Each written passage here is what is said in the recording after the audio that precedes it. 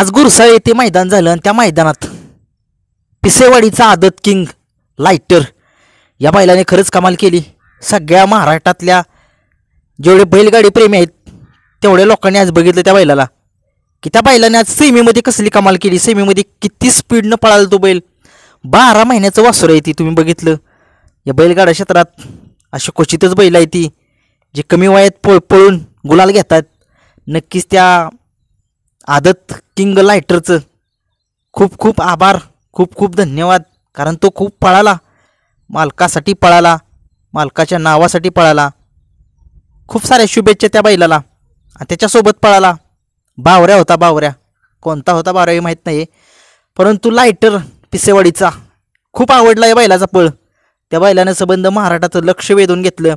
आता नक्कीच आज गुरसाळीच्या मैदानात त्यानं गुलाल घेतला म्हणजे की सगळीकडे चर्चा. त्या बैलाला एक चांगली विक्रमी मागणी येणारच.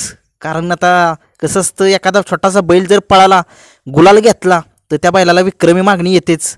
नक्कीच आता मागणी खूप मोठी येणार. आणि नक्कीच त्या पेडगावच्या मैदानामध्ये तो आदत किंग 22 तारखेला दिसेल लायटर. खरंच खूप कमाल केली त्या लायटरनं. खूप डोळ्याचं पारणं फेडलं त्या लायटरनं. फायनलला पण तुम्ही बघितलं चांगला पळाला, चांगली लढत दिली त्या लायटरनं. अशीच लढती बघण्याची एका उत्सुकता सगळ्या बैलगाडी शौकीनांना असते. परंतु आज मैदानात चांगली आपल्या बाकासूरचा सेमीला पराभव झाला. खूप वाईट वाटते. तो बैल छत्रपती संभाजीनगरचा कॉकटेल होता, पण चांगला पळाला, पण गाडी पब्लिक नव्हती. त्याच्यामुळे जरा थोडंसं त्या बैलाला म्हणा एवढी ग्रिप नाही गावली बाकासूरसोबत पळताना. परंतु असू दे, हारजीत होत राहते खेळात.